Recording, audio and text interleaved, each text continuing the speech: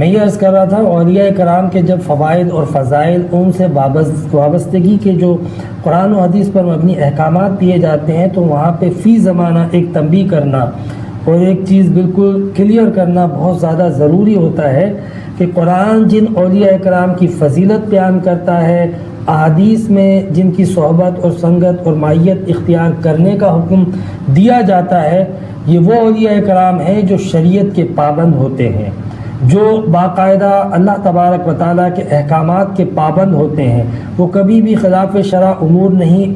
انجام دیتے ہیں، نہ ہی وہ غیر متقی ہوتے ہیں۔ باقاعدہ پرہیزگاری، تقوی، عبادت گزاری، اطاعت گزاری، شکر گزاری ان کا وظیفہ ہوتا ہے۔ جب اولیاء کرام کی بات کریں تو یہ اوصاف لازم ہوتے ہیں۔ ایسا ولی نہیں ہوتا جو شریعت کا پابند نہ ہو، ایسا ولی نہیں ہوتا جو عورت سے بے پردہ ملتا ہو، جو نمازوں کو ترک کرتا ہو، جو شریعت کے احکامات کو پامال کرتا ہو، اور نہ ہی ایسے لوگوں کی کوئی فضیلت بیان ہوئی ہے اور نہ ہی ایسے لوگوں کی طرف رغبت یا صحبت یا سنگت اختیار کرنے کا حکم دیا گیا ہے۔ جب اولیاء کرام کی بات آتی ہے تو اس سے مراد وہی لوگ ہوتے ہیں کہ جو نیک، پرہیزگار، متقی اور صالحین اور پابند شریعت ہوتے ہیں، تو ان کی صحبت اختیار کرنا یقیناً وہ دلوں کے لیے بھی زندگی اور تازگی کا باعث ہوتی ہے اور آپ کی اپنی زندگی کے اندر ایک بہت بڑی تبدیلی کا، رحمتوں اور برکتوں کا بھی باعث ہوتی ہے۔ سورہ کہف آپ اٹھا کے دیکھیے جس میں اللہ رب العزت نے فرمایا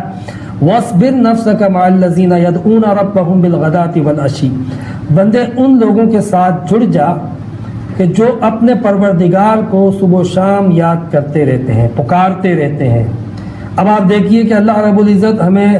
ایسے لوگوں کی صحبت اور سنگت کو اختیار کرنے کا حکم دے رہا ہے کہ جن لوگوں کی ہر وقت، ہر لمحہ جو اللہ رب العزت کی یاد میں مشغول رہتے ہیں۔ تو قرآن نے یہ باقاعدہ کنڈیشن لگائی کہ جن کے دل اللہ کی یاد سے شاغل ہوں، جو اللہ رب العزت کی یاد میں مصروف رہتے ہوں، ایسے لوگوں سے وابستہ ہو جاؤ تو وہ وابستگی تمہیں فائدہ دے گی۔ اور خود اللہ رب العزت قرآن حکیم کے اندر ہمیں ان لوگوں سے وابستگی کا حکم فرما رہا ہے، کیونکہ جب آپ اللہ رب العزت کے نیک لوگوں کی صحبت کو اپناؤ گے تو آپ کے اندر بھی نیکی پیدا ہوگی، تقوی پیدا ہوگا، طہارت پیدا ہوگی،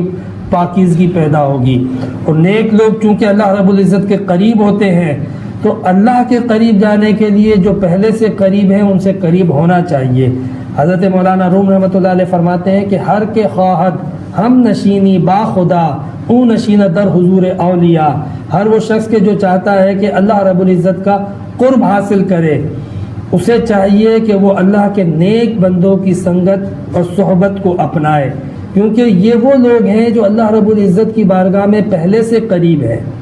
تو جو اللہ رب العزت کی بارگاہ میں پہلے سے قریب ہیں وہ اللہ رب العزت کی بارگاہ میں قرب کے اصول بھی جانتے ہیں، آداب بھی جانتے ہیں، قرینے اور سلیقے بھی جانتے ہیں۔ جب ان کے ساتھ بیٹھیں گے تو اللہ رب العزت کے ساتھ بیٹھنے کے قابل بن سکیں گے۔